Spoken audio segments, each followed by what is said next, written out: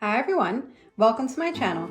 My name is Rachel of Ladies Gallery and welcome back to my gallery of all things lovely. It's been a little while since I posted a video, but as you can see we have a new background. I'm in my brand new office and I'm almost pretty much finished setting it up. But today I wanted to share with you a Barnes & Noble book haul. So this is my winter into spring TBR, and it's all the books that I'll be reading as we get towards the summertime. I have some great finds that I wanted to share with you. First off, let's start off with this bag that I picked up at Barnes & Noble. It says Constellations and it has all these really cool stars and all the different constellations on it. This is really nice. It is a vintage tote, 100% natural cotton. And I got this at Barnes & Noble for $19.50. And it's a great book tote. It holds all the books that I needed it to hold. I think I got 5 books to share with you today, so it's a great size. And I can also use it while going shopping, picking up different groceries and things. I thought it was really, really cute. And on the back it is plain. So a really adorable tote to pick up at Barnes & Noble. But let's get into the books on the inside. Okay, so some of these books you guys may have already heard of, some of them you may have already read already. So if you guys have read any of these books and you wish to share your thoughts with me, feel free to do so down in the comments. I love talking to people about different books and seeing their different thoughts and different people's perspectives. The first one that I picked up is The 7 Husbands of Evelyn Hugo. I've heard about this book all around TikTok and YouTube and Instagram. It's everywhere and I haven't read it yet. So I'm excited to finally pick it up. This is by Taylor Jenkins Reid. And on the back it says, reclusive Hollywood icon Evelyn Hugo is finally ready to tell the truth about her glamorous and scandalous life. But when she chooses unknown magazine reporter Monique Grant to write her story, no one is more astounded than Monique herself.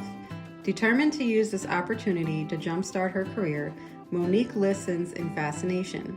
From making her way to Los Angeles in the 1950s to leaving show business in the 80s, and of course the 7 husbands along the way, Evelyn unspools a tale of ruthless ambition, unexpected friendship, and a great forbidden love.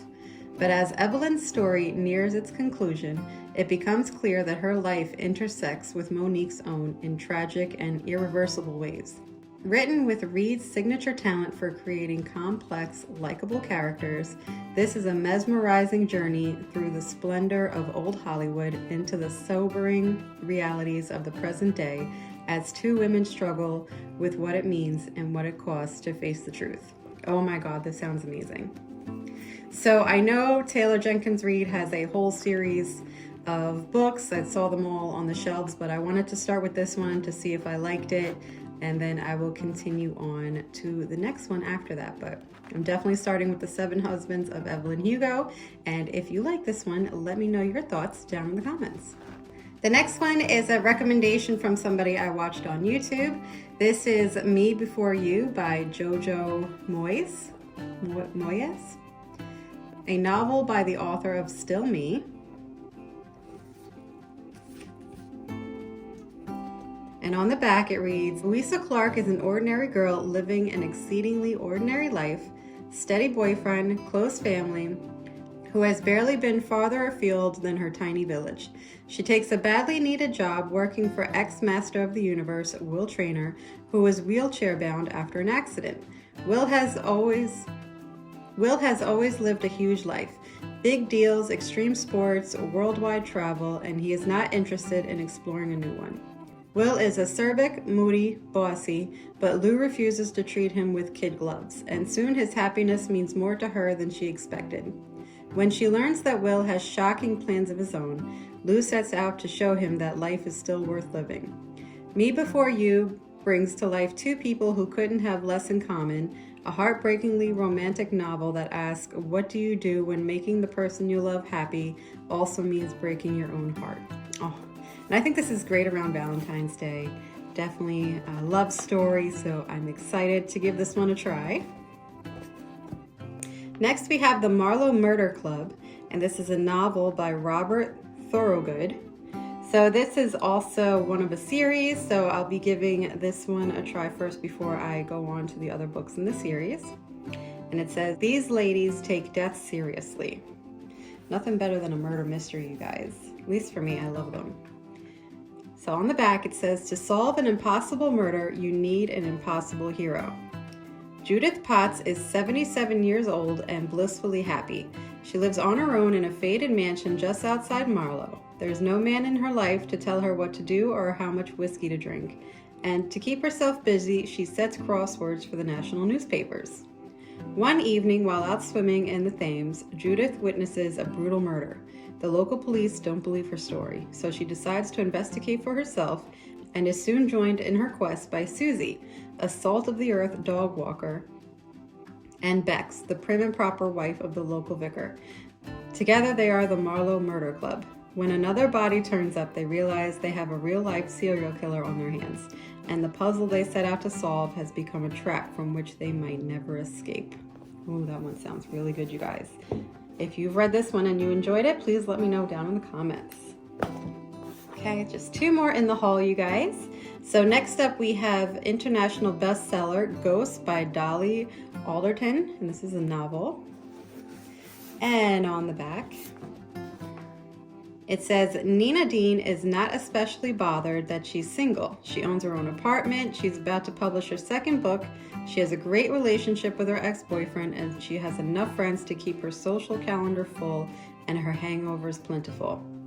And then she downloads a dating app and does the seemingly impossible. She meets a great guy on her first date. Max is handsome and built like a lumberjack. He has floppy blonde hair and a stable job. But more surprising than anything else, Nina and Max have chemistry. They dance together like fools, they happily dig deep into the nuances of crappy music, and they create an entire universe of private jokes and chemical bliss. But when Max ghosts her, Nina is forced to deal with everything she's been trying so hard to ignore. Her father's dementia is getting worse, and so is her mother's denial of it. Her editor hates her new book idea, and her best friend from childhood is icing her out. Funny, tender, and eminently movingly relatable, Ghosts is a whip-smart tale of relationships and modern life. So this is definitely relatable. I'm sure we've all been through our trials and tribulations, so I'm very excited to give this one a try. And last but certainly not least, you guys, we got Tom Felton, Beyond the Wand, the magic and mayhem of growing up a wizard. I've been very excited to get my hands on this one. I love Harry Potter. I love everything to do with Harry Potter. So when this came out, I just could not wait to get my little paws on it and see what it's all about. So this is about Draco Malfoy, as we all know, Mr. Tom Felton.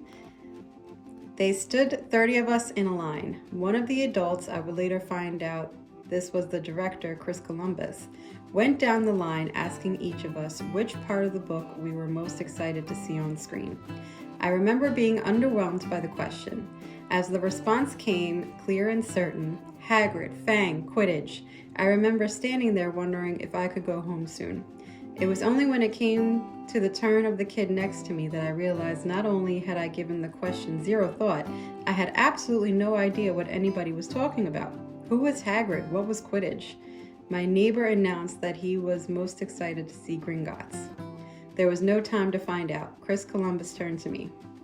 What bit of the book are you most looking forward to seeing, Tom? I stalled.